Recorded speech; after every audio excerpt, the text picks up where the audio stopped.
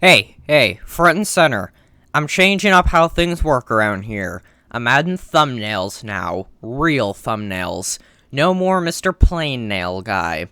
Alright, so today's video log is on the Free State of Prussia. This was one of the weirdest places in Europe of all time. And I said place because it wasn't a country, it kind of was. I don't know. Look, man, I'm just trying to get on with my life. Alright, let's get down to business. Let's talk German people. So before we start with their actual history, let's set up some base information. It was founded in 1918 after the war, and this was their flag from 1918 to 1933. It was located here in northwestern Europe along the Baltic Sea, but then in the mid-1930s, their flag changed. I shan't be showing the next one because it is fairly controversial. Poop, who cares? So after Hitler's takeover of Germany, their flag changed to this eyesore, so that's something. Alright, let's start that video! Backstory. So Prussia had always been an integral part of whatever state was in Germany, but Prussia wasn't actually a country per se until 1871, when it unified all the other tiny German states.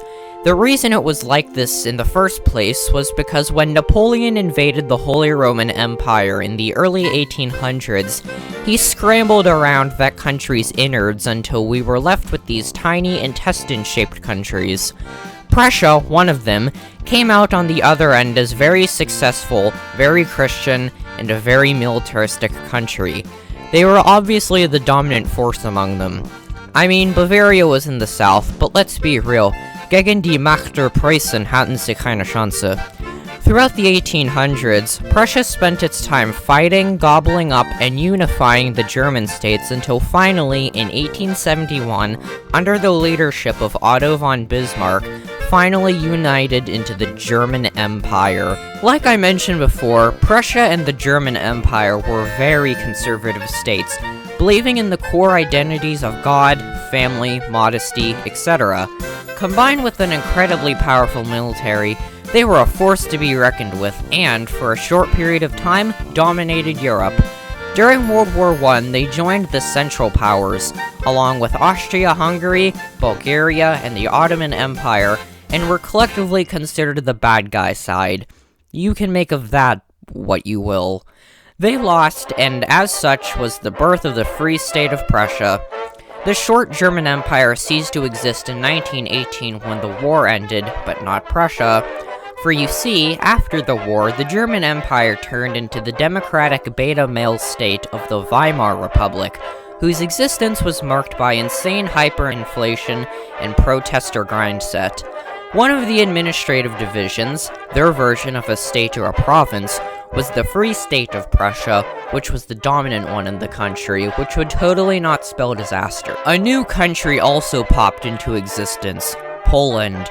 One of Poland's quirks was that they held authority over a city-state along the Baltic Sea called the Free City of Danzig, which was kind of a country but kinda not, and both the FCD and the FSP, Free State of Prussia, were these two weird Germanic, tiny, weird democratic nations that just spawned into existence all of a sudden. The Free City of Danzig now split Prussia into two, with the eastern blob being called East Prussia. It was still part of the Free State of Prussia, just with a special label since it was separated. Its capital was Königsberg, now modern-day Kaliningrad, owned by Russia because World War II, that's why. Anyway, Germans were not too happy after World War I, since their lives in the Weimar Republic, just kidding, Weimar, I know it's a V, were marked by hardship, inflation, and humiliation.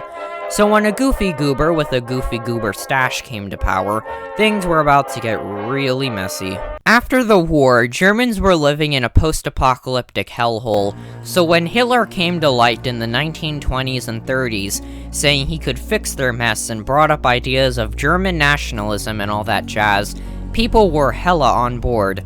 Understandably, the current government of the Free State of Prussia and the Weimar Republic as a whole started freaking out. They were trying to sort out their country's problems, and this charismatic anti-Semitic douche canoe was about to ruin everything. Then it came. In 1932, Hitler led a coup in Prussia and became the Chancellor after some government coercion. A year later, the Nazis officially took over not only the Free State of Prussia, but also the Weimar Republic, turning it into the Third Reich. Officially, the flag of the FSP switched to this bad boy for 2 years, and I should probably get this off the screen now. We won't go into more, because that delves into Nazi and World War II history, which isn't the focus of this video. Alright, well, that's the end of this video. It was pretty short, but it's just something to hold you nilpfords over until I can finish the Canada video. Remember, that's still coming up, by the way. Don't you forget it either, or else I'll slap you across the back of your head. I'm just kidding, I would never do that to you guys. I love you guys. All 27 of you.